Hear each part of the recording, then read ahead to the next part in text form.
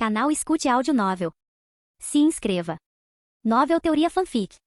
Sistema de Inteligência Diária, Parte 15, Capítulo 151. Informações importantes antes da reunião do governador do condado. Era mais uma manhã comum. Lá fora, pela janela, um vento frio trazia neblina, mas dentro do quarto estava quente e aconchegante, como um sedativo relaxante. Louis acordou muito cedo, não porque estivesse incomodado com o frio, mas por hábito. Desde que transmigrou para este mundo, cada dia para ele era como um alpinista caminhando sobre uma corda. Ele não conseguia relaxar nem parar. Ele se virou e olhou para a garota adormecida ao seu lado. Seus cabelos prateados estavam espalhados, suas sobrancelhas e olhos suaves. Sif, que antes era fria como um lobo, agora dormia como uma raposinha desprevenida, com as sobrancelhas levemente franzidas, como se estivesse presa em um pesadelo. Ele puxou o cobertor silenciosamente para mais perto e a cobriu com cuidado, ajeitando a ponta do cobertor em volta do ombro dela. Sif murmurou baixinho, seu corpo encolhendo, mas ela não acordou. Louis deu uma risadinha suave e sentou-se em silêncio. Em 7 dias, seria a reunião do governador do condado, que ele próprio havia organizado. Uma reunião coletiva para estabelecer o poder e um inevitável banquete de lutas pelo poder. Nos últimos dias, o sistema pareceu ter pressentido a aproximação do jogo, e as informações diárias enviadas estavam todas relacionadas aos nobres de Pico de Neve. No entanto, a maior parte eram apenas curiosidades domésticas e segredos insignificantes. Cujo mordomo fugiu com o chefe, cujo vinho foi roubado, quem bebeu 2 taças a mais em um banquete, embora pudesse ser considerada informação privilegiada para Louis. Estava longe de atingir o limiar de valor estratégico. Você pode me dar algo de verdade hoje, seu sistema inútil? Então ele sentou-se ao lado da cama e acenou suavemente com a mão. Vamos lá. Como sempre, a tela de luz translúcida se desdobrou silenciosamente diante de seus olhos, com um texto azul gelo brilhante rolando de cima para baixo. Atualização diária de inteligência completa. E 1. Joseph tem um acordo secreto com a Guilda da Placa de Prata, uma das 7 principais guildas mercantes da Federação Esmeralda, vendendo informações sobre a família Kaurad em troca de apoio material a longo prazo. E 2. O primeiro lote de suprimentos transportado pela Guilda da Placa de Prata para o território de Joseph passará pelo cânion norte do território da Maré Vermelha no final desta noite. 3. O Barão Grant está atualmente enfrentando a falência e busca ajuda de novas forças. 4. Edward foi provocado certa vez por Joseph, que disse que ele não tinha coragem de lutar pelo poder, o que o levou a um profundo conflito interno e ansiedade. Caramba, pai do sistema. Louis quase pulou de alegria ao ler a informação. Até mesmo Sif, ao lado dele, virou-se ligeiramente com os cílios tremulando. O que aconteceu? Sua voz era baixa e abafada, seus olhos ainda fechados. Nada, volte a dormir. Louis baixou a voz. Sif virou-se e voltou a dormir profundamente. Os olhos de Louis já haviam voltado à calma. Ele ergueu lentamente o olhar para a tela de luz que ainda piscava. Joseph tem um acordo secreto com a Guilda da Placa de Prata, uma das 7 principais guildas mercantes da Federação Esmeralda, vendendo informações sobre a família Kaurad em troca de apoio material a longo prazo. Sua respiração falhou ligeiramente enquanto ele encarava a linha de texto, lendo-a 2 vezes, depois uma terceira. Ele está louco, murmurou com a voz embargada por um choque incontrolável. Inicialmente, Louis pensava que Joseph era apenas um jovem nobre ambicioso, hábil em formar alianças, sondar e instigar, ambicioso por poder, mas não audacioso o suficiente para ser imprudente. Mas agora, parecia que ele talvez tivesse subestimado sua coragem e superestimado sua sanidade. Ele realmente teve a ousadia de conspirar com a Federação Esmeralda? E a Guilda da Prata? Não se tratava de contrabando comum na fronteira, nem de comércio no mercado paralelo. Era a assinatura de um tratado secreto com uma das 7 principais guildas mercantes da Federação. A Guilda da Placa de Prata era um dos verdadeiros núcleos de poder da Federação Esmeralda, uma força gigantesca capaz de influenciar guerras e manipular a política. E a família Kaurad? Seu território localizava-se no sudoeste, mais próximo da Federação, servindo como barreira e zona de amortecimento estratégica entre o Império e a Federação. Vender suas informações para a Guilda da Placa de Prata era o mesmo que abrir pessoalmente os portões do Império. Isto já não é com Louis. É traição, disse ele em voz baixa, mas os seus olhos brilhavam com uma luz cada vez mais intensa. Mesmo no círculo corrupto dos grandes nobres, algo assim poderia instantaneamente tornar alguém alvo de condenação pública. Esse era o método dele? Vender informações sobre nobres da fronteira em troca de apoio material a longo prazo da Federação? Realmente inteligente. Se permanecesse suficientemente oculto, poderia de fato gerar uma grande quantidade de recursos a partir do nada. A sorte favorece os audaciosos. Ele foi simplesmente audacioso. Mas o que foi ainda mais emocionante foi a próxima informação. O primeiro lote de suprimentos transportado pela Guilda da Placa de Prata para o território de Joseph passará pelo cânion norte do território da Maré Vermelha no final desta noite.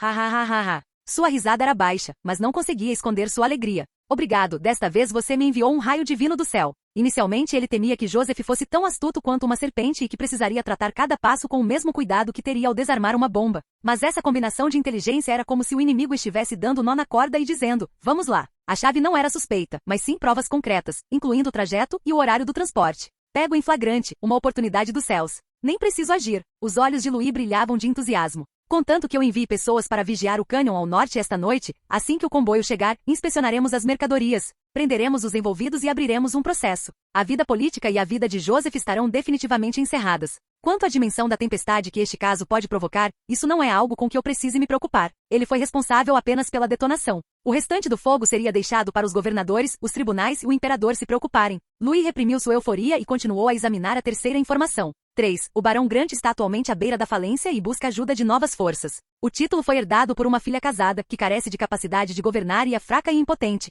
podendo se tornar um fator de instabilidade. Ah, é? Ele ergueu uma sobrancelha. E como era de se esperar, essa baronesa finalmente não conseguiu se manter no cargo. Uma filha que retorna de outro lugar para herdar o território, sem nenhuma experiência em governar? No norte turbulento, isso equivalia a construir uma ponte de papel em meio a uma nevasca. Fraco, indefeso e precisando de ajuda, Louis acariciou suavemente o queixo dele, um leve sorriso se formando em seus lábios. Esse tipo de nobre era o mais adequado para uma tomada de poder pacífica. Não há necessidade de tropas nem de ameaças. Basta um pouco de apoio alimentar, um grupo de funcionários civis da Maré Vermelha e uma carta de nomeação para uma governança cooperativa. E ela entregaria o controle de bom grado, talvez até com gratidão. Ele murmurou para si mesmo, com um brilho de cálculo calmo nos olhos. Parece que este território remanescente da antiga nobreza em breve se tornará uma extensão da Maré Vermelha. E a última informação pareceu muito mais leve do que as 3 primeiras. 4. Edward foi provocado certa vez por Joseph, que disse que ele não tinha coragem de lutar pelo poder, o que o levou a um profundo conflito interno e ansiedade. Louis apenas sorriu levemente após ler essa entrada. Tis continua a mesma coisa de fato. Ele recostou-se na cadeira, o olhar se tornando mais profundo.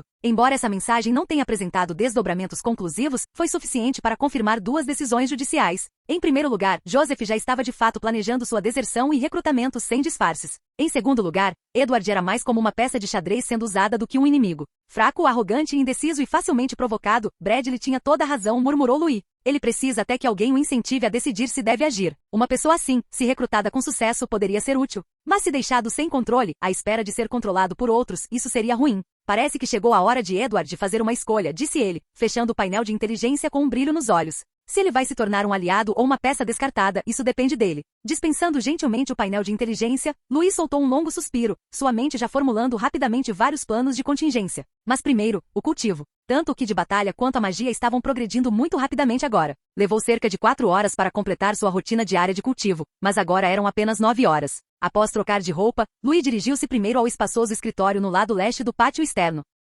Bradley estava à mesa, conferindo várias listas. O velho mordomo estava, como sempre, impecavelmente vestido e concentrado. Ao ver Louis entrar, relatou-lhe: 21 pássaros velozes foram enviados. Apenas as confirmações de 3 nobres ainda não retornaram, mas, de acordo com o cronograma, não deve haver surpresas. E quanto aos preparativos para o banquete? Louis caminhou até ele, seu olhar percorrendo as plantas e listas de verificação sobre a mesa. Suas necessidades foram anotadas e atendidas, disse Bradley, fazendo uma pausa e empurrando um pedaço de papel. Este é o esboço da disposição dos assentos. Você pode revisá-lo. Louis olhou para aquilo, seus olhos se estreitando ligeiramente. O assento de Joseph está muito perto do meu. Pode ser afastado. Entendido. Embora Bradley não entendesse o motivo, ele concordou mesmo assim. Ótimo. Continue nesse ritmo. Louis assentiu levemente e se virou para sair. Vou para o acampamento dos cavaleiros. Confirmaremos os ingredientes e os detalhes de etiqueta esta tarde. Então Louis foi diretamente ao acampamento dos cavaleiros e encontrou Lambert, que estava treinando. Preciso que você reúna 30 cavaleiros de ferro da Maré Vermelha e parta imediatamente. Alvo. Lambert se assustou e parou de se mover. O desfiladeiro do norte. O tom de Louis era leve. Um comboio mercante passará por ali, e precisamos recebê-los calorosamente. Lambert ouviu atentamente o significado das palavras de Louis, sentindo-se um pouco chocado, e perguntou timidamente: deveríamos usar máscaras? Louis lançou-lhe um olhar de soslaio. Do que você está falando? Esta é uma greve justa. O norte era extremamente frio. Ao anoitecer, o comboio da Guilda da Placa de Prata avançava lentamente pelo caminho do desfiladeiro. Rodas de ferro rangiam sobre a estrada de pedra coberta de gelo, emitindo um som baixo e estridente. O comboio parecia comum, mas não era de forma alguma uma caravana mercante qualquer. Atrás de mais de 10 carroças pesadas, bandeiras de tecido com o emblema da Guilda dos Mercadores da Terra do Norte pendiam baixas, ocultando um grande número de caixas de suprimentos. Os pesados engradados continham moedas de ouro refinadas, farinha de alta qualidade, carne curada e uma grande quantidade de materiais medicinais cujo transporte privado era proibido pelo Império. Na frente do comboio, um homem de meia idade, vestindo uma longa túnica cinza prateada, tinha o cabelo cuidadosamente preso para trás. Ele era o comandante dessa operação, Carlan, um oficial de alta patente da Guilda da Placa de Prata. Carlan, que completou 37 anos este ano, era um dos oficiais de alta patente da Guilda da Placa de Prata, que atuava há muito tempo nas zonas cinzentas da Federação Esmeralda e na fronteira do Império. Ele foi o responsável por essa importante missão. E nos vagões fechados na parte de trás do comboio, encolhidos em gaiolas, não estavam escravos no sentido usual. Embora usassem roupas uniformes de tecido grosseiro, eram asseados e limpos, sentados eretos, quase sem alarde ou comoção, o que, em vez disso, dava uma estranha sensação de tranquilidade. Essas pessoas haviam sido treinadas. A Guilda da Placa de Prata era conhecida por priorizar a eficiência, especialmente no cultivo de escravos, onde havia desenvolvido um conjunto completo de processos brutais e eficientes. Desde comandos verbais a ações reflexas, da adaptação à tarefa à obediência psicológica, esse grupo de escravos havia sido treinado, antes da partida, para ser composto de ferramentas altamente eficientes. Os artesãos sabiam como concluir tarefas personalizadas dentro de um prazo limitado. Os curandeiros sabiam como cooperar com os medicamentos sem precisar dizer uma palavra a mais. E os escravos administrativos podiam executar habilmente os assuntos do feudo, mas jamais demonstrariam ambição proativamente. Seus olhos eram calmos e vazios, sem luta, sem súplica e até mesmo sem ressentimento em relação à sua servidão.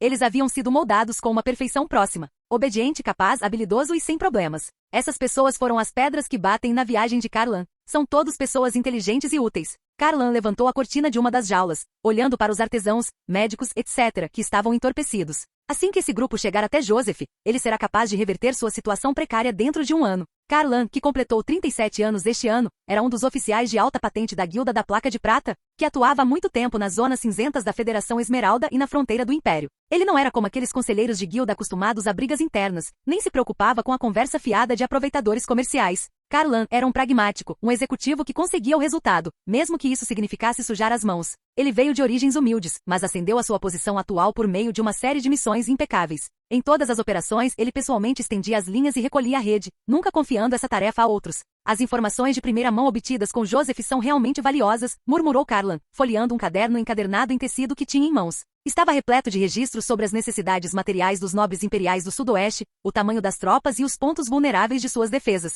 Essa informação era apenas uma oferta provisória antes da transação. A sede da guilda está muito satisfeita, contanto que consigamos estabilizar este canal. A Guilda da Placa de Prata terá a oportunidade de se tornar a primeira guilda da Federação a infiltrar com sucesso o Sudoeste do Império. Carlan fechou o caderno, com uma expressão cada vez mais solene. Além disso, se Joseph pudesse ser transformado em um modelo, então, controlando esse único ponto no futuro, ele poderia usá-lo para influenciar as famílias vizinhas e desestabilizar a estrutura de poder interna do Império. Esta carruagem cheia de pessoas e esta carruagem cheia de suprimentos não são meras mercadorias, são um trampolim, um juramento de lealdade. O primeiro prego que a Federação crava no coração do Império. Se o prego for cravado, o martelo e a picareta virão em seguida. Portanto, esta não foi uma simples missão de contrabando, foi uma infiltração estratégica com potencial para entrar para a história da Federação. Para evitar complicações, ele até abandonou a estrada principal oficial e escolheu um caminho extremamente escondido. O comboio só se deslocava ao entardecer, todos os dias, evitando ser avistado pelas patrulhas de cavaleiros. Só mais alguns dias de paciência, disse ele em voz baixa. Assim que a transferência de material estiver concluída, a confiança estabelecida e o ponto de contato aberto,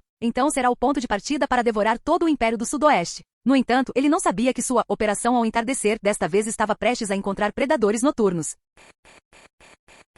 Capítulo 152, Guilda da Prata. Antes do anoitecer, um vento começou a soprar no cânion ao norte. Luiz estava em um ponto elevado, olhando para o estreito caminho de carruagens lá embaixo. Eles realmente seguiram esse caminho, murmurou ele. Os escoteiros já haviam descoberto o itinerário diário da caravana da Placa de Prata, partindo à noite e evitando a estrada principal, seguindo por um pequeno caminho e atravessando o cânion. Esse comboio estava muito bem escondido, mas ele conseguiu descobrir seus movimentos com antecedência. Em ambos os lados do cânion, armadilhas como fossos para cavalos e zonas de queda de rochas já haviam sido instaladas, com sinalizações extremamente sutis. Diversas tochas de sinalização foram escondidas em pontos estratégicos elevados, prontas para serem usadas como sinais de reunião a qualquer momento. Barricadas móveis foram dispostas em ambas as extremidades da passagem e, uma vez ativadas, seria como pegar uma tartaruga em um pote. Lambert, seguindo ordens, reuniu 30 cavaleiros de elite da Maré Vermelha e 50 cavaleiros regulares, todos veteranos endurecidos pela batalha. Tentem deixá-los vivos foi a exigência de Louis. Para atrair o inimigo para a armadilha, ele fez com que 2 cavaleiros parecessem estar em patrulha casual ao longo da rota da caravana. Isso obrigou o inimigo a entrar no desfiladeiro mais cedo e a acelerar, caindo na armadilha. A armadilha foi armada. Ele simplesmente esperou que a presa caísse na rede e, felizmente, não teve que esperar muito. Enquanto a última carruagem adentrava lentamente o coração do cânion, os cavaleiros sinalizadores, que haviam sido emboscados em ambos os lados, ergueram suas tochas quase simultaneamente. Acendam as fogueiras. Chamas irromperam ao vento, e os cavaleiros que preparavam a emboscada, ao receberem o sinal, ativaram imediatamente as armadilhas. Num instante, as entradas do cânion em ambas as extremidades se fecharam como as mandíbulas de uma fera gigante. Bum! Rochas rolantes misturadas com barricadas de madeira que levantavam poeira desabaram, prendendo todo o comboio no vale. Os fossos dos cavalos à frente desabaram subitamente, e vários cavalos de guerra da frente relincharam em pânico, saltando no ar. Cascos de ferro pisoteavam descontroladamente, eixos de carroças se inclinavam, várias carroças capotavam, toras rolando rasgavam lonas, e gritos de agonia e maldições ecoavam em uníssono. Ataquem! Lambert liderou o ataque, e a vanguarda da cavalaria de ferro da Maré Vermelha irrompeu como uma maré furiosa. A aura de batalha concentrava-se em sua espada, flamejando em um vermelho intenso como uma serpente de fogo, deixando um rastro de luz por vários metros, iluminando todo o cânion. Antes mesmo das lâminas chegarem, o frio já era cortante até os ossos. Vários gritos curtos e agudos rasgaram o silêncio. O capitão da guarda da caravana acabará de hastear sua bandeira de comando, mas antes que pudesse dar uma ordem, ele foi atingido por um golpe devastador de sua aura de batalha desferido por seu cavalo, sendo arremessado para longe e se chocando contra a tábua de uma carruagem próxima, com sangue espirrando a quase 1 metro de altura. Os guardas que escoltavam a carroça prisional na retaguarda recuaram às pressas, mas antes que pudessem desembainhar suas espadas, foram atacados individualmente por cavaleiros que desciam de cima, fortemente subjugados e desintegrados em um instante. Corte seccional bem-sucedido. O olhar de Lambert era como uma lâmina, examinando a batalha, então ele ergueu sua espada e apontou para a encosta íngreme. Forças de elite. Continue. Contudo, no centro do comboio 10 auras de batalha intensa surgiram repentinamente, como agulhas frias e afiadas, irrompendo do chão. Eram luzes prateadas, condensadas como ferro frio, afiadas como lanças que perfuravam o ar. Eles estão aqui, seu olhar escureceu. 10 guardas de armadura cinza com placas de prata surgiram como espectros, entrando silenciosamente na batalha. Uma aura prateada de batalha girava ao redor deles, como flocos de neve ao vento ou lâminas afiadas cortando o ar. Eles eram poucos em número, mas cada um possuía um poder de combate surpreendente, muito superior ao dos cavaleiros de elite. Esses eram especialistas meticulosamente treinados pela guilda, especificamente para escoltar operações secretas. Embora os cavaleiros da Maré Vermelha tivessem vantagem numérica, sua formação foi imediatamente desmantelada. Em meio à tempestade de aura de batalha turbulenta, vermelho e prata se entrelaçavam como duas marés furiosas colidindo, e a batalha se intensificava drasticamente. Não deixem que eles consigam romper. Rugiu Lambert, uma aura de batalha carmesim irrompendo de seus pés enquanto ele golpeava a parede de pedra e saltava, sua espada como um meteoro, bloqueando o caminho instantaneamente. Um confronto direto. Sua espada apontava diretamente para um líder da Ordem da Placa de Prata, e as duas auras de batalha colidiram no ar, criando halos de luz distorcidos e rugidos estrondosos. Embora a cavalaria de ferro da Maré Vermelha tivesse uma vantagem numérica, foi temporariamente derrotada por esses 10 especialistas de armadura cinza. Alguns lutaram contra 3 oponentes ao mesmo tempo, mas permaneceram firmes e inflexíveis, seus movimentos tão rápidos quanto sombras. De repente, as encostas da montanha em ambos os lados fizeram um som de clique, as zonas de queda de rochas foram ativadas. Pedras trituradas e troncos rolando caíam como chuva, desestabilizando os especialistas em Silver Plate. Em uma brecha momentânea, Lambert desferiu uma estocada certeira, rápida como um raio. Bum! Ele atacou como um meteoro em queda, lançando com força um guarda da Silver Plate a vários metros de distância, atravessando uma carruagem. Outro especialista tentou aproveitar o impulso para saltar em direção à traseira de uma carruagem, na esperança de escapar da batalha caótica, mas foi interceptado no ar por Lambert, que saltou e o decepou na cintura. Volte! Enquanto falava, a espada vermelha se enrolou como uma serpente imbuída de aura de batalha, um único golpe na garganta atordoou o oponente e o fez cair no chão. E no final Carlan procurava freneticamente em um pacote embrulhado em lona encerada, com o rosto tomado pela loucura. Ele retirou vários documentos de inteligência dobrados com cuidado, acendeu uma tocha e a ergueu, com a intenção de queimá-los.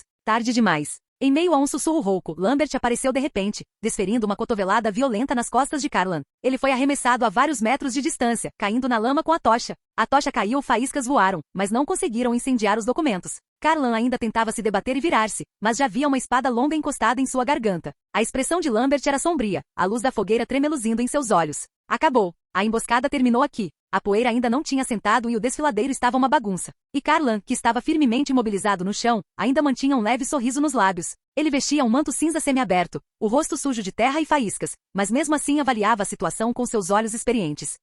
Acho que você pode ter entendido algo errado. Ele tossiu, tentando fazer sua voz soar mais como a de um mercador inocente. Sou um administrador júnior da Guilda dos Mercadores da Chama de Gelo. Estou aqui apenas para transportar algumas ervas medicinais? Ele ainda não tinha terminado de falar quando uma voz jovem, porém inconfundível, veio da beira do cânion. Você é da Guilda da Placa de Prata, não é? A expressão de Carlan congelou e, de repente, ele olhou para cima. Passos se aproximavam ao longe, e um jovem com uma capa vermelho escura descia lentamente a encosta, o som de suas botas no cascalho parecendo ecoar no coração de cada um. Ele não desembainhou a espada, nem liberou aura de batalha, e até parecia um pouco jovem demais. Mas a temperatura do ar em todo o cânion pareceu cair alguns graus instantaneamente. As pálpebras de Carlan tremeram violentamente, e uma forte sensação de alarme surgiu em seu coração. Como isso é possível? Como ele sabia sobre nós? Não havia nenhum indício da movimentação da nossa equipe. O percurso foi escolhido aleatoriamente, e até as mercadorias estavam disfarçadas. A menos que... Joseph Calaди tem adulterado alguma coisa? Quem é você? Carlan rangeu os dentes, ainda tentando ganhar tempo. Você sabe quanta responsabilidade as palavras placa de prata carregam? Você não passa de um bandido. Liberte-me, e minha guilda de mercadores poderá lhe oferecer um resgate generoso. O livro Razão, disse Louis impassível. Lambert imediatamente tirou de sua bolsa o grosso livro Razão envolto em oleado e o entregou. Louis folheou algumas páginas. Seus dedos pararam por um instante e seus olhos se estreitaram ligeiramente. Tabela de conversão de ração diária da guarnição da fronteira sudoeste, progresso do desdobramento dos cavaleiros da linha sudeste, previsão de chegada do terceiro lote. Cada traço da caligrafia era meticuloso e impecável, claramente escrito por um nobre. Na página mais importante, a assinatura estava claramente visível. Joseph Calaди. Essa foi a vantagem que ele concedeu à Guilda da Prata, demonstrando sua sinceridade. Mas ele jamais imaginou que acabaria nas mãos de Louis. Louis também não esperava que Joseph Caladi fosse tão audacioso. Ele fechou o livro Razão, seus dedos tocando levemente a capa, como se estivesse pesando algo. Você disse que é um comerciante comum. Carlan forçou um sorriso. Talvez esse Sir Caladi seja o verdadeiro problema. Veja bem, eu sou apenas um intermediário, responsável pelo transporte, nem sequer inspecionei as mercadorias. Se você realmente quer prender alguém, vá atrás dele. Louis aproximou-se lentamente, parando em frente a Carlan e olhando para ele. Ele não disse nada. Um leve sorriso brincava no canto de seus lábios, uma expressão de divertimento. Era a expressão de um superior, que desdenhava explicações e não estava disposto a discutir, simplesmente esperando que você terminasse de falar para então decidir seu destino. O sorriso de Carlan congelou instantaneamente, e um suor frio escorreu por seu pescoço. Ele finalmente percebeu que aquele jovem, não muito mais velho que ele, não era um oficial comum que pudesse ser enganado com desculpas. Ele nem sequer conhecia o passado do jovem, mas sua intuição lhe dizia que não se tratava de alguém com quem se devesse brincar. O rosto de Carlan escureceu, e ele mudou o tom de voz profundo, mas solene. Quem é você exatamente? Louis não respondeu. Ele apenas olhou para ele de cima, como um caçador observando os últimos suspiros de sua presa. Os olhos de Carlan brilharam, hesitantes por um instante, antes de ele exibir um sorriso confiante. Entendo. Você não é um soldado lutando pela sua vida, você é um homem inteligente. Ele cuspiu um bocado de sangue e sussurrou. Se você me soltar agora, posso fazer uma proposta. Uma proposta de verdade. A Guilda da Prata nunca maltrata aqueles que sabem se adaptar, contanto que você esteja disposto. Ele ergueu os olhos, sua voz lenta e sedutora. Você pode se tornar um parceiro da Silver Plate. Temos recursos, canais e conselheiros federais que nos apoiam. Mesmo que haja vagas em certos conselhos nobres ou em um território, você terá tudo o que deseja. Moedas de ouro, escravos, terras, licenças especiais de funcionamento, podemos providenciar tudo. Você quer mulheres? Uma trupe inteira não é problema. Você quer território? Controle sobre terras federais, posso falar por você. Basta um aceno de cabeça seu, e ninguém ousará prosseguir com essa emboscada. Carlan olhou para Louis, tentando encontrar algum traço de hesitação em seus olhos. E Louis riu. Não com sarcasmo, não com raiva, mas com genuíno divertimento, como se tivesse ouvido uma piada absurda. Como poderia o filho do Duque Calvino, o futuro genro do Senhor do Norte, o plenipotenciário da família Calvino no Norte, o governador do condado Pico de Neve, o sol do território da Maré Vermelha, ser comovido por essas coisas? Louis olhou nos olhos da velha raposa, tentando desesperadamente controlar a situação, com um tom gentil, porém carregado de desdém. Você acha que eu estou atrás dessas coisas? Ele se virou para Lambert. Acompanhe-o pessoalmente junto com todos os prisioneiros e as provas, até a cidade da Alabarda de Gelo e entregue-os ao Duque Calvin para julgamento. Acredito que há profissionais lá que o farão falar. Lambert ajoelhou-se sobre um joelho e respondeu solenemente. Como ordenas? O rosto de Carlan empalideceu instantaneamente, como se sua garganta tivesse sido apertada. Ele lutou para gritar, espere. Você não entende. Você não sabe no que está se metendo. A Guilda da Placa de Prata não é algo que você possa? Tapa? Lambert desferiu um tapa rápido com as costas da mão, deixando-o sem palavras, com sangue escorrendo do canto da boca. Ele forçou os olhos a se abrirem, mas seu espírito já estava quebrado. Enquanto era levado embora, continuou a se contorcer em vão, mas não obteve resposta. Os escravos nas gaiolas de ferro também eram escoltados, incluindo até mesmo meninas menores de idade que ainda não eram produtos acabados. Seus olhares estavam vazios, perdidos em pensamentos, mas agora, aqueles números frios e comprovantes de transação se tornariam provas irrefutáveis. Dezenas de milhares de moedas de ouro, caixas de madeira lacradas com o emblema da prata em placas e uma carta pessoal de Joseph Caladi. Eles realmente se empenharam ao máximo. Louis ficou parado no centro do cânion, observando a equipe de escolta se afastar lentamente na distância. Ele não embolsou a riqueza, por mais tentadora que fosse. Se ele próprio tivesse tocado nessas coisas, teria ficado vulnerável. Seria melhor entregar tudo ao Duque Edmundo. Ele saberia como usar a situação para lançar um ataque. Em nível imperial, este já era um caso chocante. Um nobre conspirando com o inimigo e cometendo traição, toda uma cadeia de contrabando e infiltração exposta, chegando a implicar uma importante guilda de mercadores federais. E foi ele quem revelou tudo.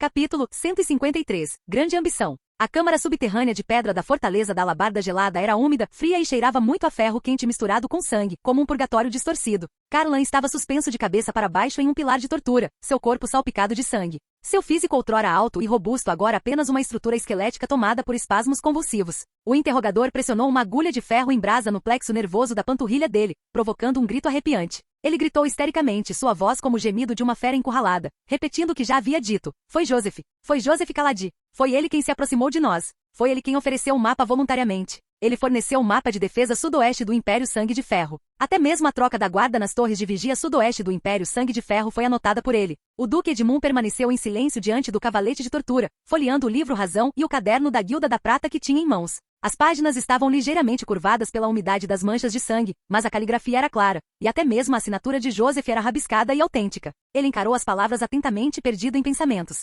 Carlan engasgou violentamente. Eu era apenas um ponto de trânsito, transportando, alocando e entregando pessoas e materiais medicinais conforme necessário. Joseph é quem? Ele quer ser a cabeça de ponte da Federação. Ele disse que era marginalizado por sua família Calaди e queria usar a bagunça do seu império de ferro e sangue para ascender ao poder. Por favor, deixe-me morrer, dê-me um fim rápido. Seus olhos, antes tão penetrantes, agora estavam opacos e amarelados, avermelhados com soluços e gemidos misturados em sua garganta, tornando impossível distinguir entre súplicas e xingamentos. Por que você não me mata? Ele sussurrou trêmulo. Vocês, do Império de Ferro e Sangue, são ainda mais cruéis que a Federação. Edmund não disse nada, apenas virou lentamente a página seguinte do caderno. Havia uma lista de exigências nobres escritas com abreviações estranhas. 12 poções do sol gigante, 18 belas escravas em idade adequada, 13 e 17, sal particular de Crista Oeste, essência de magma, ouro macio. Ele fechou o caderno lentamente e respirou fundo, a raiva fervilhando em seu peito, mas sua expressão era surpreendentemente calma. Parece que é verdade, Joseph Calaди. Você é realmente audacioso. Ele se virou para o torturador de máscara prateada. Cele a garganta, estanque o sangramento, mantenha-o vivo.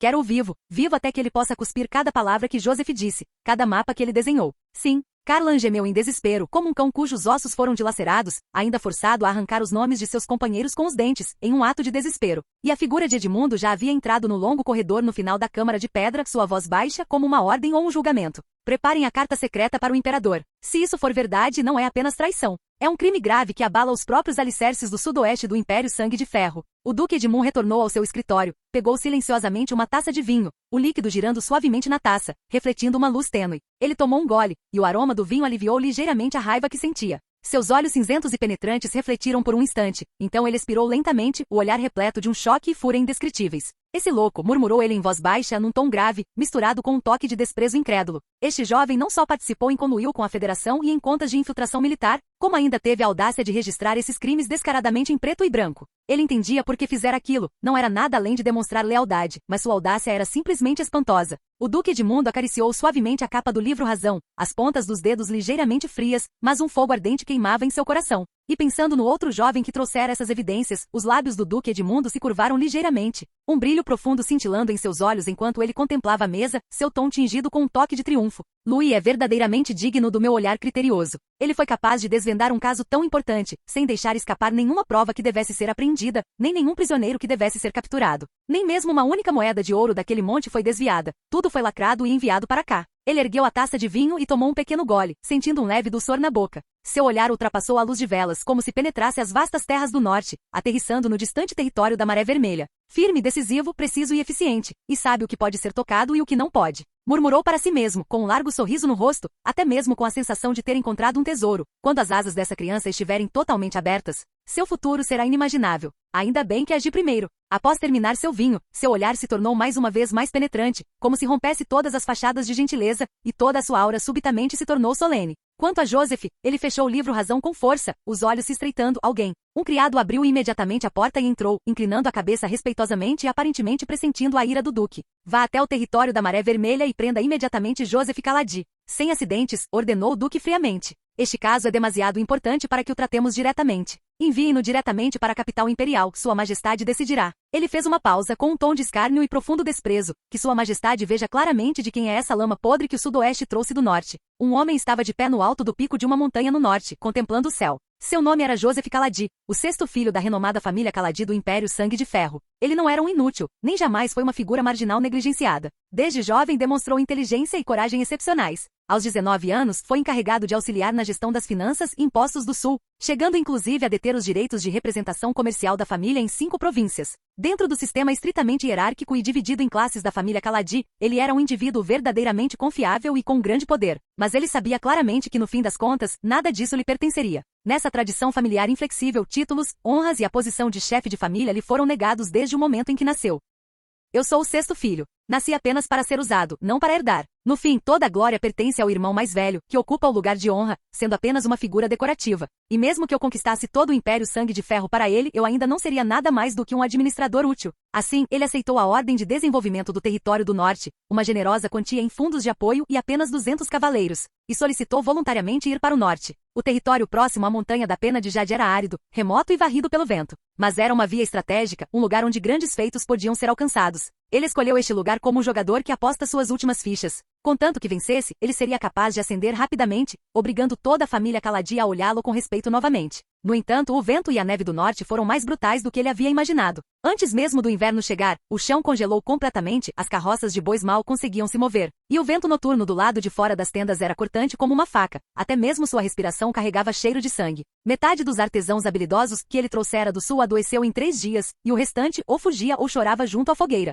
Joseph estava de pé ao vento e na neve, envolto numa capa cinzenta, mas não havia qualquer indício de recuo em seus olhos. Ele já havia previsto as dificuldades há muito tempo. O norte não era um paraíso, era assolado por facções, hostil e desolado. Controlar uma região ali não era um jogo de xadrez fácil. Mas ele não era uma pessoa imprudente. Nunca pensou em colocar todos os seus ovos na mesma cesta. Ele havia feito vários preparativos. Uma semana antes de sua partida, ele se reuniu secretamente com representantes da Guilda da Placa de Prata. Foi no quintal de uma das lojas de especiarias da família Caladi, num local bem isolado. Um mapa desenhado de forma casual foi desenrolado lentamente, delineando a localização das guarnições ao longo da linha de defesa sudoeste do Império Sangue de Ferro, a frequência dos movimentos de tropas e as rotas detalhadas das linhas de suprimento. Essa inteligência naturalmente trouxe recompensas substanciais. Além disso, ele já havia se preparado completamente para o pior cenário possível. Caso a situação saia do controle, ele poderia cruzar a fronteira diretamente e fugir para a Federação, onde pessoal especializado estaria à sua espera. Na Federação, ele já possuía um novo território, uma nova identidade e 2 oficiais de alto escalão da Esmeralda dispostos a protegê-lo. Prometeram que assim que ele instigasse com sucesso a agitação no sudoeste, o recomendariam ao Conselho Nobre da Federação,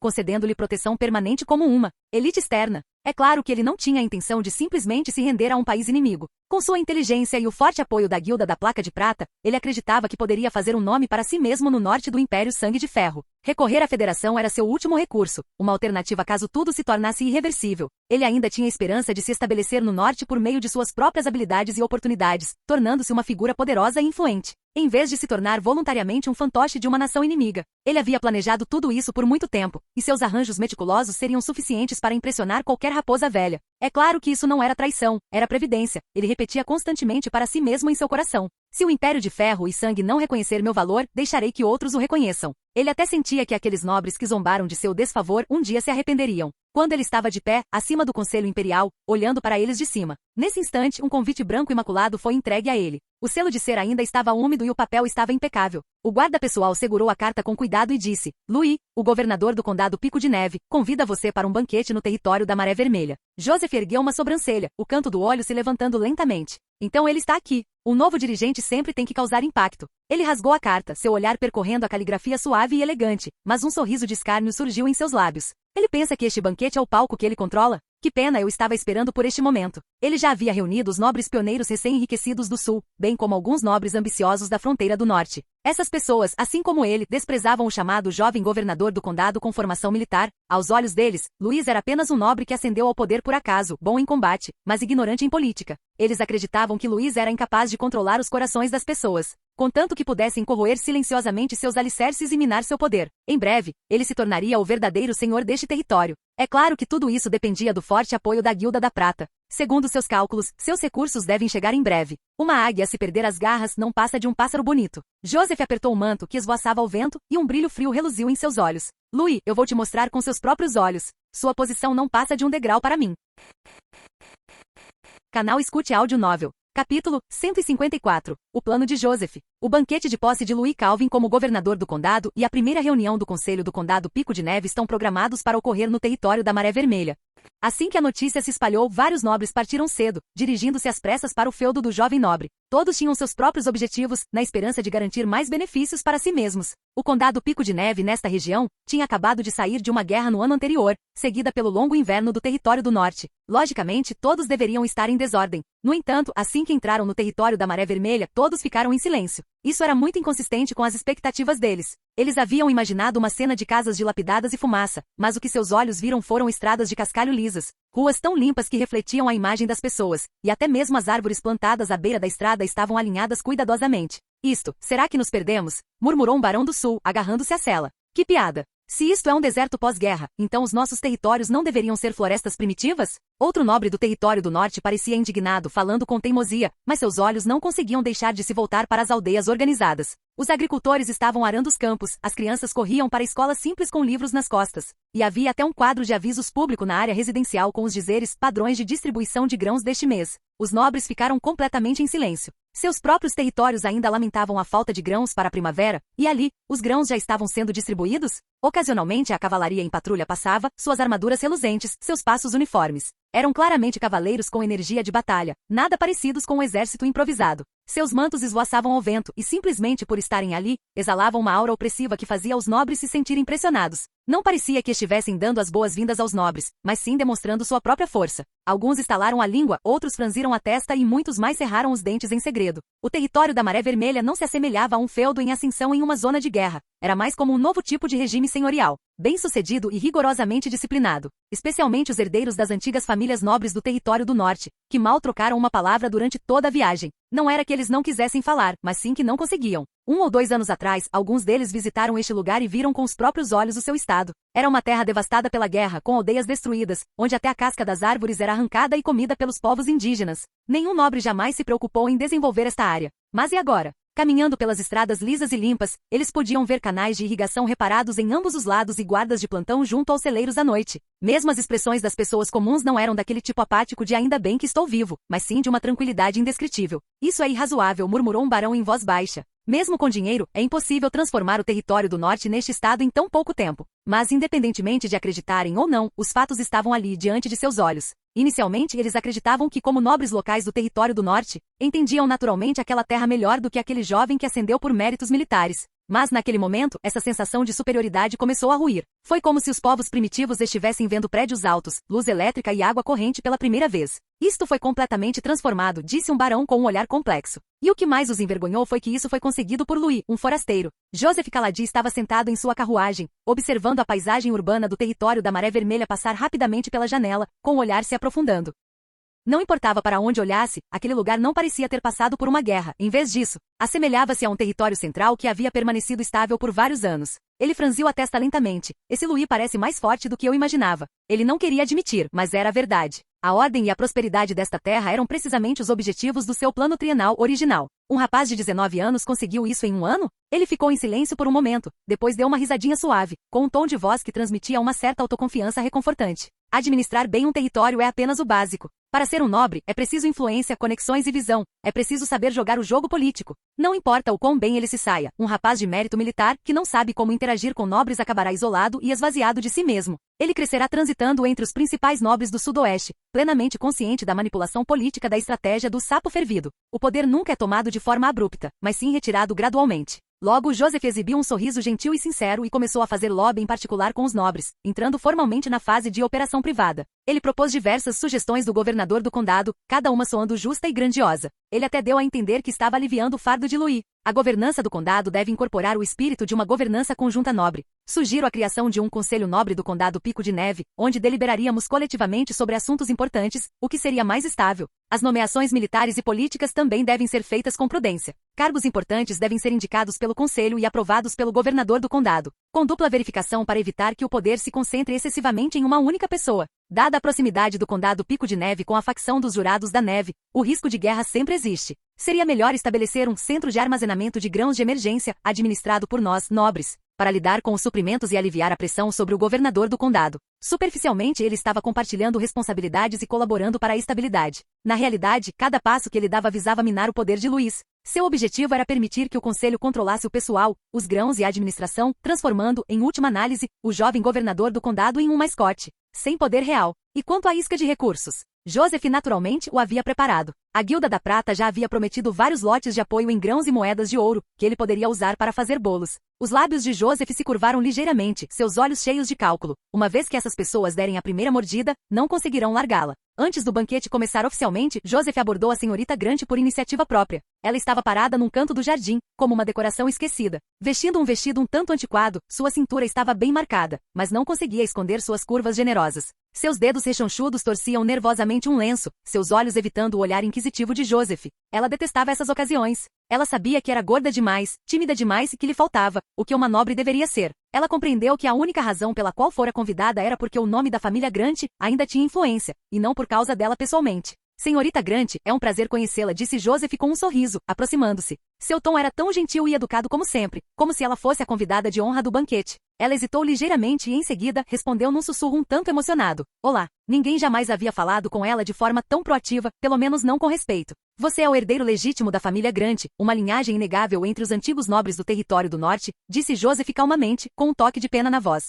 Mas será que essas pessoas realmente o respeitam? Suas bochechas rechonchudas tremeram levemente. Ela queria retrucar, mas não conseguia falar. Suas poucas e suaves palavras penetraram como agulhas na parte mais sensível e frágil do coração dela. Eles não te convidam, não bebem com você, não mencionam seu título. Você fica sentada aqui, mas é como se você não existisse. Grant baixou a cabeça, os lábios comprimidos em uma linha fina, os olhos um pouco úmidos. Ela suportou isso por muitos anos. A morte de seu pai, o declínio de sua família, o casamento forçado, o ostracismo por parte da família de seu marido. E depois de retornar ao território do norte desta vez, ela nunca havia sido verdadeiramente aceita. Ela queria revitalizar sua família, mas não sabia nada e ninguém a ensinou. Mas eu não sou como eles. A voz de Joseph roçou suavemente em seu ouvido como uma brisa noturna. Conheço a glória da família Grant e sei a posição que você merece. Seu coração batia forte. A sensação, há muito perdida de ser levada a sério, a invadiu como uma onda, afetando suas defesas. Joseph inclinou-se ligeiramente para a frente, como se estivesse compartilhando um segredo, e sussurrou, junte-se a nós. O conselho nobre lhe dará um assento. Não como uma mera decoração, mas como um verdadeiro eleitor com voz. Grant ficou um tanto surpresa. Ela olhou para ele, e um brilho de expectativa surgiu em seus olhos pela primeira vez. Mas ela ainda hesitava. Não tinha certeza se realmente tinha o direito de se sentar àquela mesa do conselho. Além disso, Joseph sorriu levemente. Estamos prestes a receber um lote de ervas medicinais, grãos, especiarias e tecidos raros da minha família. Naquele momento, darei prioridade a deixar você administrar uma parte deles. Isso não é apenas riqueza, mas também uma oportunidade de provar que eu não sou inútil, ponto. Claro, não estou fazendo caridade. Ele fez uma pausa, suavizando o tom de voz. Apenas respeito. Grant apertou o lenço com força, o coração vacilando intensamente. Ela não era tola, sabia que ele tinha segundas intenções. Mas será que ela conseguiria recusar? Durante anos, ela esperou por uma oportunidade. Uma oportunidade para se reerguer, para não ser mais vista como uma filha casada e lamentável. Grant mordeu o lábio, os olhos brilhando com lágrimas, e finalmente assentiu, sussurrando timidamente. Então eu vou confiar em você desta vez. Joseph não demonstrou qualquer sinal de triunfo, apenas acenou educadamente em agradecimento, depois virou-se e saiu. Mas, no fundo, ele quase estava rindo alto. Os antigos nobres do norte não passam disso, pensou ele com desdém. Mesmo que se orgulhem de seu sangue nobre, se forem negligenciados por muito tempo, um pouco de carinho e alguns recursos bastam para torná-los imensamente gratos. Grant é o primeiro tijolo. Enquanto este canto for aberto à força, a antiga linha de defesa coletiva dos nobres começará a ceder, e eles cairão, um a um. Tudo isso graças a 3 táticas simples. Uma frase como você merece ser respeitado, a promessa de um assento que implicava, você também pode ter status. Além de alguns benefícios tangíveis. Joseph, quase como um conquistador, conseguiu convencer vários nobres indecisos em apenas 2 dias. Cada conversa era como uma peça de xadrez posicionada com precisão, avançando no tabuleiro. Alguns nobres, sentindo-se inseguros com a influência decrescente de suas famílias, não ousaram desafiar a nova ordem, então Joseph ofereceu-lhes a ilusão de uma voz. Outros nobres estavam com poucos recursos, incapazes de explorar seus próprios territórios, então ele prometeu-lhes generosas alocações por meio de apoio familiar. Até mesmo alguns nobres idosos aparentemente indisciplinados foram convencidos por suas palavras. Vocês são o verdadeiro alicerce de Pico de Neve e não devem ser marginalizados, o que os levou a assentir repetidamente. No entanto, o pré-requisito mais crucial para que essas táticas funcionassem era o silêncio de Luís Calvino. Nos dias que antecederam o banquete, Luís esteve praticamente ausente e não recebeu pessoalmente nenhum nobre. Todas as recepções foram organizadas por seu mordomo, Bradley. Joseph esperava que ele ao menos tivesse conversas particulares, organizasse encontros entre as pessoas ou até mesmo desse um show. Mas nem sequer houve uma conversa fiada educada. Era como se a chegada desses nobres fosse meramente uma reunião de praxe, que ele havia organizado como uma questão de rotina. Esse fato deixou Joseph ao mesmo tempo exasperado e divertido. Ele achava que seu oponente era simplesmente fraco demais. Como é que uma pessoa dessas pode ser governador de um condado? Pensou ele, rindo com tanto desprezo que quase revirou os olhos. E se você tiver boa capacidade de governar? Se você não souber como lidar com os sentimentos das pessoas, se não souber como se movimentar em disputas de poder, você não merece ocupar o cargo de governador do condado. Ele olhou para o estranho castelo, um sorriso frio surgindo no canto de sua boca. Você acha que mostrar ruas limpas e formações militares impecáveis é suficiente? Que ingenuidade! Os nobres não são plebeus. Se você não lhes der poder e dignidade verdadeiros, eles os tomarão para si. Ele sentiu que havia desmascarado aquele jovem nobre recém-chegado. Ele desconhecia as lutas pelo poder, era ruim em criar conexões, e embora tivesse boas chances, estava destinado a não mantê-las. O banquete nem sequer tinha começado, e ele já tinha certeza, o resultado estava decidido. É claro que a estratégia de Joseph não era eficaz com todos os nobres. Principalmente quando tentava persuadir Yoen Arvai, era como bater com a cabeça numa parede de tijolos.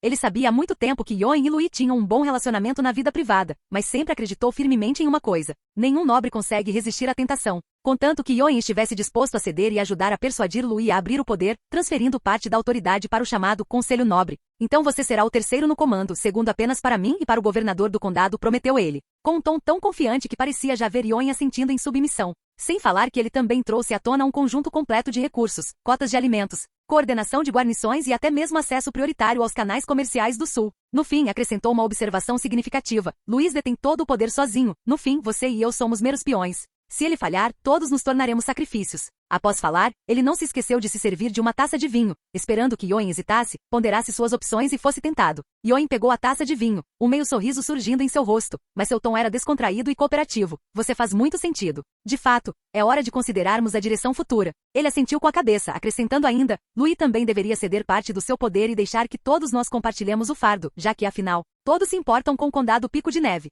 Joseph sorriu, seus olhos ficando ainda mais confiantes. Ele sentia que o negócio estava fechado. É claro que ele não sabia que os lábios curvados de Yoen discordavam dele, mas simplesmente achei engraçado. Os recursos que Joseph acabará de mencionar provavelmente não eram nem tão significativos quanto um único fio de cabelo enviado por seu pai todos os meses. Terceiro no comando? Você está se achando demais. E além disso, o motivo de eu estar aqui hoje é inteiramente graças ao chefe, aquele a quem vocês chamam de detentor de todo o poder. Há 6 ou 7 anos, na capital imperial, ele já me apoiava. Quase aperfeiçoei a arte de me agarrar a essa figura poderosa. Quem trairia o próprio irmão por um mero figurante? Mas a sua retórica lembra bastante a de um nobre solista. Embora sentisse extremo desprezo em seu coração, chegando até a ter vontade de rir alto, Yoen manteve sua compostura e dignidade habituais na superfície, demonstrando até mesmo uma leve lentidão deliberada. Ele fingiu ouvir atentamente, ocasionalmente revelando expressões como entendi, como se ele tivesse desenvolvido um forte interesse nas reformas e no sistema de conselhos de que Joseph falava. Então a conversa deles silenciosamente descambou para outra dimensão. Vinham mulheres, bailes festivos, qual filha de nobre fugiu com um rapaz dos estábulos, qual condessa fez papel de boba depois de se embriagar em um banquete.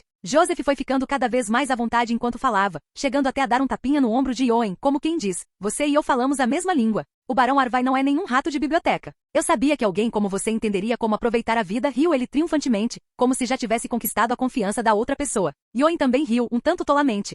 Eu realmente não sei muito, só ouço falar bastante. Tudo bem. Outro dia eu lhe ofereço o vinho de ameixa que minha família mandou. Ouvi dizer que até o imperador gosta. Seria uma grande honra. Assim que a conversa terminou por completo, Joseph olhou as horas, levantou-se e disse, conversamos bastante hoje. Não vou interromper seu descanso. Vamos conversar em detalhes outro dia. Estou um pouco cansado hoje, de fato. Yoen assentiu, concordando com a cabeça. Ele até mostrou uma expressão atordoada, como se sua mente ainda estivesse remoendo o vinho de ameixa e o incidente da fuga da jovem com o rapaz do estábulo. Joseph saiu satisfeito, com passos leves, como se tivesse acabado de ganhar numa aposta. É tão fácil que nos faz questionar tudo. Achei que esse tal de Arvai seria difícil de lidar, mas ele não é nada de especial. Afinal, quantos jovens nobres conseguem resistir à tentação do poder e do lucro? Pensou ele no corredor. Como tudo tinha corrido tão bem ultimamente, ele não tinha a menor dúvida. Mas quando ele saiu da sala, aqueles olhos que momentos antes pareciam um pouco turvos estavam agora tão claros quanto uma lâmina. Yoen esboçou um leve sorriso, um sorriso tingido por um toque de sarcasmo, mas sobretudo pelo tédio de já ter previsto tudo aquilo. Terceiro no comando, ele realmente se acha alguém importante. Ele ajeitou a gola da camisa casualmente e saiu do escritório com passos leves, porém discretos, dirigindo-se à sala de Louis. Chefe, aquele Joseph está aprontando alguma coisa. Ele me ofereceu vários prêmios, você precisa se preparar. Ele pode estar planejando muita coisa. Louis estava sentado junto à lareira, bebendo chá, e apenas sorriu levemente depois de ouvir. Deixe-o em paz. Você não está preocupado? Preocupada com o quê? Eu já fiz meus preparativos. Pode ficar tranquila, disse Louis num tom tão leve como se estivesse falando do tempo. Yoen piscou e, vendo que Louis tinha tudo sob controle, não disse mais nada. Ele confiava 100% nos métodos do seu chefe. Entretanto, Willis, sendo o irmão mais velho de Louis, não esperou que alguém tentasse conquistá-lo. Ele próprio pressentiu que algo estava errado. Esse Joseph está cochichando com pessoas em todos os lugares. Ele está fazendo movimentos demais. Ele se aproximou de Louis com uma expressão carrancuda, a voz estranhamente carregada de inquietação. Sugiro que mantenha a calma. Também deve mostrar a sua cara aos nobres com quem precisa falar. Não deixe que pensem que você é muito distante, ou ficará passivo demais mais tarde. Louis, no entanto, apenas acenou levemente com a cabeça. Entendido.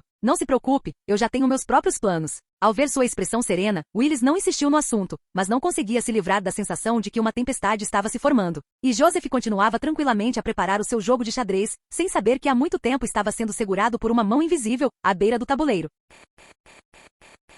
Capítulo 155. Confronto no banquete. O banquete de posse de Louis finalmente começou oficialmente em meio a um vento gelado. Nobres de toda a região norte chegaram um após o outro, observando o peculiar castelo à sua frente enquanto cochichavam entre si. Este castelo, construído há apenas alguns meses, não era exatamente bonito, era até um pouco feio. Era simplesmente uma forma cilíndrica com apenas algumas pequenas esculturas para decoração, parecendo mais uma fortaleza militar construída casualmente na neve. Mas ao entrarem no salão de banquetes, todas as impressões mudaram drasticamente. Era um salão espaçoso, com cúpula, piso pavimentado com lajes polidas de cor vermelho dourado, e o brilho acolhedor das lareiras ao redor afastava o frio da noite nevosa. Mais de uma dúzia de lustres de ferro forjado feitos à mão pendiam do teto, seu óleo de lamparina misturado com um pó mágico, queimando com uma luz suave e não ofuscante, como a luz do sol na neve. Grossos tapetes vermelho-dourados foram estendidos ao longo do corredor principal, e as paredes foram adornadas com as bandeiras vermelhas do território da Maré Vermelha e os brasões da família Calvin, suas cores dignas e nobres. O mais surpreendente de tudo foi o calor dentro do salão. Lá fora, o vento frio era cortante como uma faca, mas dentro do castelo, fazia um calor primaveril. Enquanto os nobres tiravam seus mantos, eles se perguntavam secretamente, como este lugar conseguiu isso? Joseph estava no meio da multidão, olhando ligeiramente para o teto, examinando discretamente o desenho de algumas saídas de ar, e depois lançando um olhar para a borda do tapete, tentando encontrar a localização da fonte de calor. Mas por mais que procurasse, não parecia possível com fogões comuns. Interessante, parece que este jovem lord está realmente disposto a se esforçar. Seu coração se comoveu, e um sorriso de significado inexplicável surgiu inconscientemente no canto de sua boca. Quando eu construir meu castelo no futuro, seguirei este exemplo. No salão de banquetes, os pratos eram trazidos um a um pelos criados. Pratos de ouro e prata reluziam, e a comida neles era deslumbrante, com todos os tipos de vinhos finos e carnes, e até mesmo carne de alguma besta mágica. Claro, não era carne de besta mágica preciosa, mas isso já demonstrava grande sinceridade. Como eles conseguiram essa carne de besta mágica? Sussurrou um nobre surpreso. Quanto custou isso? Eles elogiaram a comida com a boca, mas seus corações ficaram cada vez mais incertos. Porque esse banquete era claramente uma demonstração de alto nível de riqueza, recursos e poder aquisitivo. E o apresentador, Louis, ainda não havia aparecido. Esse rapaz desconhece demais as regras de etiqueta.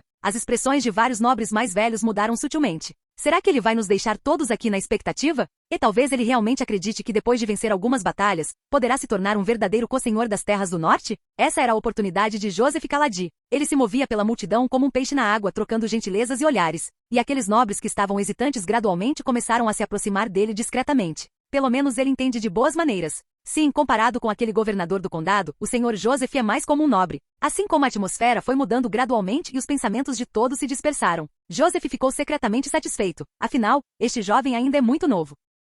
Ele ergueu sua taça de vinho, pronto para saudar a primeira vitória nessa luta política. E assim como as conversas entre a multidão foram gradualmente se silenciando, e seus olhares se voltaram continuamente para o assento principal, as portas duplas no final do salão de banquetes abriram-se lentamente em silêncio. Uma rajada de vento frio bloqueou a passagem do lado de fora da porta e uma figura, iluminada pela luz quente do candeeiro, entrou lentamente. Era um jovem alto e de passos firmes. Seus cabelos negros caíam levemente, seus olhos eram serenos como a noite, e ele vestia um terno escuro, bem cortado, porém discreto, com detalhes metálicos nos ombros e fivelas que brilhavam levemente à luz. Ele não tinha nenhuma expressão supérflua, seu rosto calmo e indiferente, como se o banquete não fosse para ele. Neste salão de banquetes, quente como o início do verão, ele trazia um toque da frescura do vento noturno, tornando-o impossível de ignorar. Este era o novo governador do condado Pico de Neve, Louis Calvin. Logo atrás dele seguiam dois cavaleiros de armadura, um à sua esquerda e outro à sua direita. Eles eram tão silenciosos e solenes quanto gárgulas guardando um trono, seus corpos robustos e seus olhares penetrantes, claramente não meros ornamentos. Essa cena silenciou instantaneamente todo o salão de banquetes por alguns segundos.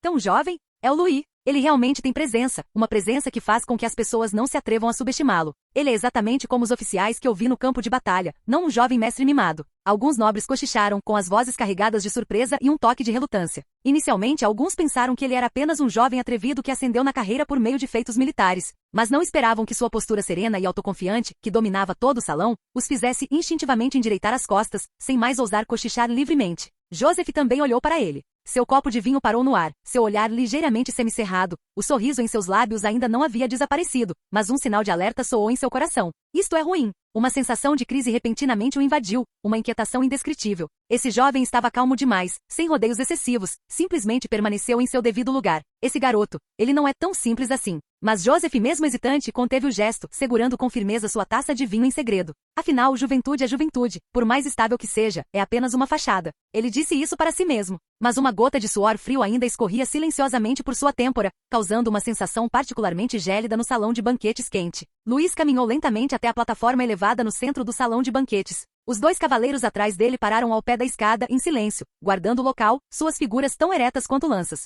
Ele não trouxe um manuscrito, nem preparou um grande discurso. Simplesmente ficou parado, acenou levemente com a cabeça e observou todo o salão. Seu olhar percorria o rosto de cada nobre, sem ser crítico nem bajulador, apenas um contato visual calmo e firme, como se estivesse confirmando com cada um deles. Como se dissesse, eu me lembro dos seus rostos e sei o que vocês estão pensando neste momento. O salão ficou em silêncio por um instante. Ele falou, sua voz não alta, mas claramente audível para todos. Agradeço a todos por ainda estarem dispostos a comparecer, apesar de suas agendas lotadas. E peço desculpas pela espera. Estava temporariamente a tratar de alguns assuntos governamentais, o que me atrasou um pouco. Seu tom era calmo, sem muitas explicações, o que em vez disso, demonstrava uma compostura mais apropriada, chegando a fazer com que vários nobres que inicialmente tinham apresentado ligeiras queixas assentissem discretamente. Ele até fez uma piada. Eu sei que o castelo da família Calvin no território da Maré Vermelha não é refinado o suficiente. Algumas partes poderiam até ser consideradas rústicas. Abaixo da plataforma, o nobre deu uma risadinha seca ao ouvir isso, trocando olhares constrangidos. Mas espero que o banquete desta noite permita que todos vocês comam e bebam bem. Ele estendeu as mãos com uma postura serena e generosa, a carne da besta mágica. A sopa temperada e o vinho da Águia da Neve foram todos preparados com 3 meses de antecedência, a meu pedido. Por hoje, para todos vocês, se houver alguma falha, por favor, tenham paciência comigo. Após Luiz se sentar, o banquete recomeçou com música suave e luz de velas. Os nobres ergueram seus copos um após o outro, e a atmosfera pareceu se acalmar consideravelmente por um tempo. A maioria das pessoas aceitou sua explicação para o atraso. Estar ocupado com assuntos governamentais era, de fato, compreensível no atual contexto da Terra do Norte. Além disso, a grandiosidade do banquete era impecável. O aroma das especiarias pairava no ar, a carne da besta mágica estava assada até ficar crocante. E até o vinho era uma coleção preciosa trazida especialmente do distante sul. Aos poucos, muitos nobres relaxaram em meio ao bom vinho e à comida deliciosa, e até desenvolveram certa admiração por esse jovem governador do condado. Jovem de idade, porém serena, digna e generosa na hospitalidade. Isso os deixou um tanto indecisos. Mas sempre havia aqueles que não estavam ali apenas para comer e beber. Joseph segurava sua taça de vinho, com um sorriso no rosto, mas seus olhos se tornaram frios. Ele lançou um olhar discreto, sem precisar de palavras. Assim, vários nobres que estavam comendo e bebendo de cabeça baixa, de repente se tornaram ativos. Que pena, atrasos por conta de assuntos governamentais, que exaustivo. Será que somos apenas servos esperando comida? Não se pode culpar o governador do condado. Ele é jovem, e é bom que esteja ocupado. Só me pergunto, ocupado com os assuntos de quem? Algumas observações sarcásticas quebraram imediatamente a harmonia superficial do banquete. Um velho nobre perto da plataforma pousou lentamente sua taça de vinho, com um tom sorridente, mas elevando deliberadamente a voz. Já que o governador do condado está tão sobrecarregado, por que não nos deixam compartilhar algumas de suas funções? É verdade. Outro nobre de meia idade, vestindo um terno azul acinzentado, acrescentou. O território da Maré Vermelha está se tornando cada vez mais complexo. Talvez devêssemos considerar a possibilidade de criar um conselho nobre? Com todos se revezando na presidência, ajudando o governador do condado a aliviar seus fardos, não seria melhor? Essas palavras foram ditas com grande sutileza, aparentemente para o benefício de Louis, mas na realidade, cada palavra era uma punhalada no coração. O local ficou em silêncio, e muitos instintivamente olharam em direção à plataforma. Joseph baixou o olhar, uma curva quase imperceptível se formando no canto de sua boca. Este foi o golpe fatal que ele havia preparado durante vários dias. Mesmo antes do banquete, ele já havia providenciado para que essas pessoas propusessem esse aparentemente justo conselho nobre naquele momento. Ele já havia até mesmo elaborado os detalhes, apenas aguardando o momento oportuno para propô-lo publicamente. O ataque era direcionado exclusivamente ao jovem e recém-nomeado governador do condado. Se ele permanecesse em silêncio e cedesse, isso significaria fraqueza, mas sua refutação e recusa seriam vistas como arrogância. De qualquer forma, depois desta noite, a situação de Luiz deter o poder absoluto deixaria de existir. E ele, Joseph, se tornaria o verdadeiro líder do Conselho de Anciãos. Ele ergueu a taça de vinho, deu um leve sorriso e esperou para ver o jovem em apuros, coberto de poeira. Louis, no entanto, ignorou essas perguntas agressivas. Com um leve sorriso, ergueu o copo e disse a todos, senhores, discutiremos assuntos governamentais amanhã. Esta noite desejo apenas brindar com todos vocês, celebrando minha nomeação oficial como novo governador do condado Pico de Neve. Comam bem, bebam bem e não falemos de negócios. Sua atitude parecia calma, mas muitos a interpretaram como fraqueza e evasiva. Vários nobres trocaram olhares com sorrisos debochados estampados no rosto. Está ganhando tempo? Ele está ganhando tempo? Embora não tenha sido dito explicitamente, o tom das palavras tornou-se cada vez mais cortante, chegando até a carregar um toque de sarcasmo. A atmosfera no salão foi ficando cada vez mais tensa. Joseph finalmente não conseguiu se conter e falou, sua voz não alta, mas cortante como uma lâmina. Parece que a compreensão do nosso novo governador sobre os assuntos do condado é tão superficial quanto seu entusiasmo por banquetes. Ao ouvir suas palavras, o salão de banquete silenciou. Essa declaração não foi apenas um desafio à autoridade de Luís, mas também um questionamento público de sua competência. Os lábios de Joseph se curvaram ligeiramente, e um lampejo de triunfo inconfundível brilhou em seus olhos. Ele havia planejado esse jogo há muito tempo. Desde o início do banquete, ele fingiu fraqueza intencionalmente, dando aos outros a oportunidade de questioná-lo. Ele deixou que aqueles nobres impetuosos sondassem primeiro, pressionassem primeiro e inflamassem a situação primeiro. Enquanto isso, ele esperava em silêncio, como um caçador experiente, aguardando que sua presa revelasse uma falha. Agora a presa havia exposto uma falha. Louis optou por evitar o problema, preferiu sorrir e erguer o copo, sem querer encarar o desafio diretamente, o que equivalia a admitir fraqueza e incompetência. Esse golpe não foi forte, mas foi extremamente preciso. Ele baixou deliberadamente a voz, fingindo uma expressão racional, porém decepcionada, que provavelmente teria maior repercussão entre as pessoas ao seu redor. Afinal, todos podiam ver que ele poderia ter escolhido não falar, mas não conseguiu deixar de falar pelo bem maior. Esta noite, ele queria que todos entendessem. O novo governador do condado não era confiável e nem sequer era digno desse poder. E a pessoa que realmente merecia estar no poder estava bem aqui neste banquete, alguém que entendia dos assuntos do condado, ousava falar e não tinha medo de ofender as pessoas. Como ele, o barão Joseph Caladi. Ao ouvir isso, Louis suspirou lentamente, finalmente pousou sua taça de vinho e disse com um tom de desamparo: eu originalmente não queria fazer isso. Queria deixar para amanhã e deixar todos apreciarem uma boa bebida primeiro. Então, inexplicavelmente, ele começou a rir, olhando para Joseph. Mas já que você está com tanta pressa, vamos fazer isso agora. O coração de Joseph transbordou de alegria, e o escárnio em seu rosto era quase impossível de esconder. De fato, ele era um jovem impaciente e facilmente irritável. No momento em que estava prestes a responder, viu Louis levantar repentinamente a mão e bater palmas 2 vezes suavemente. Bata palmas. Bata palmas. Os aplausos estridentes ecoaram pelo salão. Todos se assustaram, e então as grandes portas de ambos os lados do salão de banquete se abriram lentamente. Equipes de cavaleiros armados e empunhando espadas entraram em um fluxo constante, seus passos uniformes e sua aura imponente. Mais de 20 cavaleiros permaneceram em silêncio no salão, bloqueando todas as entradas e saídas. O salão irrompeu em um alvoroço. Todos se entreolharam, sem saber ao certo o que Louis pretendia fazer. Por um instante, ninguém se atreveu a falar. Joseph ficou paralisado. Ele pretendia se levantar e repreender, mas percebeu que sua cadeira parecia estar grudada no chão e que todos os olhares estavam fixos nele. Instintivamente, olhou para os lados e um arrepio percorreu sua espinha. Sem que ele soubesse, já estava cercado por camadas de cavaleiros frios e blindados. Louis, o que você quer fazer? Sua voz começou a vacilar. Ele tentou esboçar um traço de questionamento à autoridade, mas a firmeza em seu tom já estava atingida por um vazio trêmulo. Louis olhou para ele lentamente com uma expressão não raivosa, mas sim calma a ponto de indiferença. Mas seu olhar já não era o mesmo de antes, e seu sorriso sereno havia desaparecido sem deixar vestígios. Podem levá-lo embora, disse Louis, indiferente. Antes que Joseph pudesse reagir, 2 cavaleiros avançaram rapidamente, um de cada lado, e pressionaram seus ombros com firmeza. Uma mão segurava seu braço, a outra pressionava suas costas. Você se atreve a me tocar? Eu sou um nobre. Eu sou. Sua voz se elevou repentinamente enquanto ele lutava desesperadamente para se libertar. Ele era um verdadeiro cavaleiro de elite. Mas ele estava firmemente imobilizado por um cavaleiro transcendente, debatendo-se como uma fera encurralada, porém impotente. Seu rosto começou a corar, as veias saltaram em sua testa e seus olhos, cheios de pânico, gritaram: você não tem o direito de fazer isso. Você está abusando do seu poder. Isso é atropelar o nobre código do Império. Isso é. Ele rugiu de raiva, saliva voando, as bochechas contorcidas, parecendo um pouco com um porco gordo aterrorizado guinchando. Sua postura digna, vestimenta e comportamento nobre, cuidadosamente mantidos, desmoronaram naquele instante, restando apenas pânico e humilhação. Eu sou um nobre pioneiro nomeado pelo imperador. Se você ousar me tocar, você é. Silêncio, disse o capitão cavaleiro friamente. Ele ergueu a mão e atingiu Joseph precisamente na artéria carótida, na lateral do pescoço, com força firme e controlada.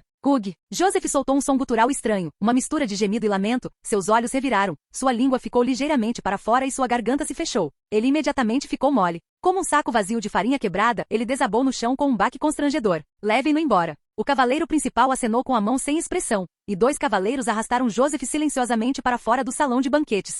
Suas roupas arrastavam no chão, sua bota derrubou uma taça de vinho, e o vinho se derramou por toda parte, deixando um rastro sujo e vergonhoso. Seu antigo comportamento agressivo e presunçoso agora se resumia a uma visão ridícula de cabelos despenteados, roupas manchadas de saliva e membros flácidos. O salão inteiro estava em completo silêncio. Até mesmo o crepitar das tochas acesas parecia ficar mais nítido e penetrante na quietude. Ninguém no salão de banquetes ergueu o copo, ninguém falou, e até o som de alguém engolindo pareceu abrupto. Então o choque se espalhou rapidamente quando os nobres perceberam. Aquilo não foi um acidente, nem uma decisão de última hora. Isso era claramente uma armadilha que Louis havia preparado há muito tempo. Ele não estava agindo por impulso, mas sim pescando com sucesso e lançando sua rede. Ele sabia de tudo o tempo todo? Então, o que acabamos de dizer? Acabou. O medo e o arrependimento invadiram como uma onda, especialmente os poucos nobres que haviam concordado com Joseph e falado com rispidez. Seus rostos empalideceram instantaneamente e até mesmo sua respiração tornou-se superficial. Eles nem sequer conseguiam se lembrar do que tinham acabado de dizer. Alguns tinham suor na testa, escondendo-se silenciosamente na multidão. Outros discretamente puxaram as nádegas um pouco para trás, afastando-as da borda da cadeira, como crianças mal comportadas na escola, apavorados com a possibilidade de serem os próximos a serem repreendidos. O mais miserável era um jovem barão que pretendia aproveitar a oportunidade para mostrar lealdade a Joseph, dizendo algumas palavras duras para chamar a atenção. Agora suas pernas estavam fracas e ele não conseguia nem controlar a vontade de urinar. Silenciosamente baixou a cabeça, o rosto corado e a respiração irregular. Será que nos juntamos ao lado errado? Aquela frase murmurada baixinho por alguém foi como uma faca, cortando silenciosamente a hipocrisia de todos. Ninguém ousou se mexer, e ninguém ousou olhar nos olhos de Louis. O jovem de aparência gentil estava sentado à mesa principal, com uma expressão indiferente, como se essa limpeza fosse apenas um passeio após o jantar, capinando casualmente. Eles finalmente perceberam que aquele jovem governador do condado, vestido com vestes pretas e sorrindo, não era um jovem frágil e facilmente intimidado. Ele sabia exatamente o que estava fazendo, mais do que qualquer outra pessoa. No entanto, Luís parecia completamente indiferente aos nobres pálidos e aterrorizados. Ele nem sequer lhes dirigiu outro olhar, apenas ergueu levemente a taça de vinho, com uma expressão tão suave que beirava a frieza. Seu tom era tranquilo, como se a cena que acabará de acontecer fosse apenas um pequeno interlúdio durante o jantar. Continuem a música, continuem a dança.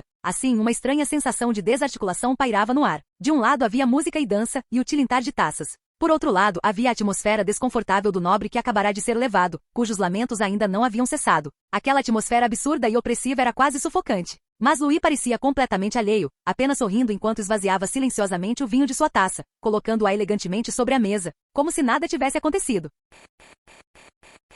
Capítulo 156. Correntes subterrâneas impetuosas. Que a música continue tocando, que a dança não pare. Enquanto Louis falava, a música começou. Todo o salão de banquete se transformou num teatro bizarro, onde todos forçavam sorrisos e cada gole de vinho parecia beber 7 partes de veneno. Ninguém mais mencionou Joseph. Era como se ele nunca tivesse aparecido no banquete, como se seu grito estridente de "como se atrevem" fosse apenas uma ilusão. Edward também fingia alegria, mas seus olhos já estavam desfocados e uma fina camada de suor frio se acumulava em sua testa. Enquanto participava mecanicamente de conversas banais com as pessoas ao seu redor, ele pensou secretamente: graças a Deus que não concordei com Joseph naquele dia. Ele se lembrava claramente daquela reunião. Joseph havia falado com ele sobre direitos de propriedade da terra e feudos, chegando a propor, de forma assertiva, que controlassem conjuntamente a liderança do conselho para marginalizar aquele idiota do Louis. Por um momento ele ficou tentado, mas, devido à sua natureza cautelosa, acabou não concordando. Naquele instante, ele sentiu subitamente como se tivesse escapado de uma guilhotina que pairava sobre sua cabeça. Mas essa sensação de alívio mal havia surgido quando foi engolida por outra onda de pânico. Mas e se o Louis achar que eu também estou envolvida? Se eu tivesse dito mais 2 palavras agora, será que eu teria sido levada embora? Alívio e terror se entrelaçavam, dilacerando seu coração. Nem ele mesmo sabia dizer do que queria escapar mais naquele momento, daquele banquete bizarro ou do jovem governador do condado que estava sentado à mesa principal, sempre com um ar gentil. Yoen, sentado não muito longe dele, era uma figura completamente diferente.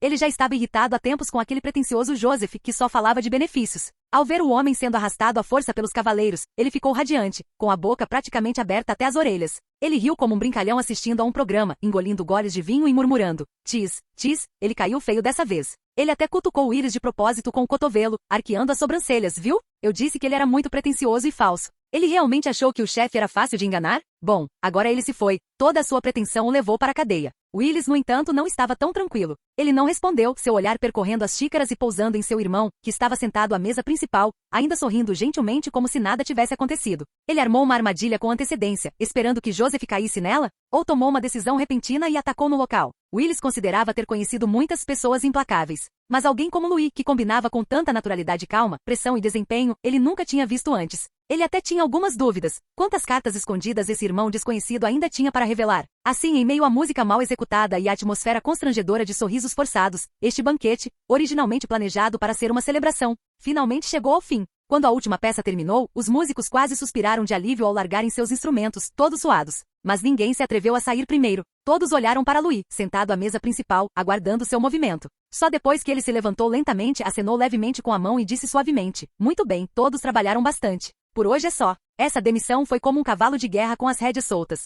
Finalmente todos puderam se mover, mas não ousaram fazê-lo muito depressa, temendo demonstrar qualquer sinal de pânico ou desrespeito. Eles saíram do salão de banquetes em fila organizada, com passos contidos e expressões complexas, como se um passo em falso pudesse levá-los a serem capturados por Luís. Foi somente quando retornaram às suas acomodações temporárias que finalmente abandonaram suas máscaras de harmonia. Durante a noite, pequenos grupos se formavam silenciosamente em duplas e trios, conversando entre si. Alguns cochichavam com as sobrancelhas franzidas, outros murmuravam segredos, e alguns estavam simplesmente perplexos. O que você diz? O que exatamente aconteceu? Como ele pôde simplesmente levar Joseph embora? Com que acusação? Ele está louco? Mas se ele está louco, por que tudo parece tão meticuloso? Eles eram como formigas procurando uma saída na escuridão, mas nunca conseguiam encontrar a resposta para aquela pergunta. Por que Louis fez isso? Mas ninguém sabia a verdade, e ninguém se atrevia a perguntar abertamente. Eles só se deram conta de uma terrível realidade. Aquele jovem governador do condado, aparentemente gentil e raramente sorridente, estivesse ele louco ou não, era muito mais assustador do que qualquer um deles havia imaginado. Louis, no centro do vórtice, estava tão calmo quanto um poço antigo. Logo após o término do banquete, ele convocou Willis e Owen. Os dois abriram a porta um após o outro. Owen, ao entrar, disse animadamente: Louis, essa sua atitude foi demais. Quase não consegui conter o riso. Aquele cara arrogante foi levado embora assim, sem mais nem menos. Willis, no entanto, não estava tão tranquilo. Ele olhou para a porta fechada com uma expressão complexa e perguntou em voz baixa: Luís, você não tem medo de problemas? Afinal, você mesmo levou Joseph embora. Isso terá alguma consequência? Louis apenas esboçou um leve sorriso ao ouvir suas palavras. A prisão dele não tem nada a ver comigo. O quê? Os dois ficaram atônitos. Louis bateu levemente na mesa, com um tom sereno. Foi uma ordem do Duque Edmund. Ele provavelmente já está a caminho da mansão do governador. Eu apenas usei essa questão para estabelecer minha autoridade. Surpresa surgiu nos olhos de Owen e Willis. Não te contei antes, continuou Luís, porque as informações não eram conclusivas a princípio. Mas agora as provas estão aí, ele cometeu traição. Esta tarde, cavaleiros da mansão do governador vieram ao território da Maré Vermelha e me explicaram essa questão. Pensei momentaneamente se poderia usar este assunto para estabelecer minha autoridade. E foi também graças à cooperação desses cavaleiros que consegui concluir este ato. Então, sob os olhares chocados e perplexos dos dois, Luís explicou sucintamente toda a história. Joseph Caladia havia estabelecido contato secreto com a guilda da Placa de Prata da Federação Esmeralda há mais de meio ano. Ele forneceu a eles informações confidenciais sobre a família Caladia na zona de defesa sudoeste do Império, incluindo mudanças nos turnos das torres de vigia, cálculos de consumo de alimentos da guarnição e até mesmo o ritmo de implantação das tropas de cavaleiros da linha sudeste. Em troca, ele recebeu da Federação uma grande quantidade de moedas de ouro, materiais medicinais, alimentos e escravos técnicos. E foi precisamente o informante da Guilda da Prata que ele interceptou a caminho do território de Joseph e depois enviou à mansão do governador, que o ajudou a entender toda a história. Mais grave ainda, as provas incluem não só registros detalhados das suas transações com a Guilda da Prata, como também a sua assinatura manuscrita. Os olhos de Willis se arregalaram, e a boca de Owen ficou aberta por um longo tempo. Fez-se um silêncio. Owen então estalou a língua discretamente. Eu me perguntava por que ele ousava ser tão arrogante. Descobri que ele queria ir longe demais. Mas agora, disse Louis com um sorriso casual, tudo sobre ele acabou, e isso pode até envolver sua família. O rosto de Willis empalideceu e ele murmurou: ele é louco. Após discutirem o assunto de Joseph, o ambiente ficou em silêncio por um instante. Louis não perdeu tempo e foi direto ao ponto. Muito bem, para a reunião de amanhã, pretendo fazer algumas coisas e preciso da cooperação de vocês dois. Owen endireitou-se. Claro, você diz a palavra. Willis assentiu com a cabeça. Sem problema, seguiremos suas instruções. Louis explicou brevemente a divisão de trabalho entre eles. Owen foi responsável por estabilizar a situação no plenário, expressando sua posição no momento apropriado e reprimindo qualquer potencial tumulto. Willis, por outro lado, deveria racionalizar as novas políticas para ele a partir das perspectivas de sistema, eficiência e segurança, estabelecendo a base da opinião pública para ele como para o povo e para o público. Ambos disseram não ter nenhum problema ao ouvir isso, concordando imediatamente. Em seguida, os três continuaram a discutir o tratamento de vários pontos-chave em um círculo restrito e rapidamente chegaram a um consenso. Fim do vídeo. Para acesso antecipado à continuação dos vídeos, ou para incentivar o canal, vire membro. Muito obrigado.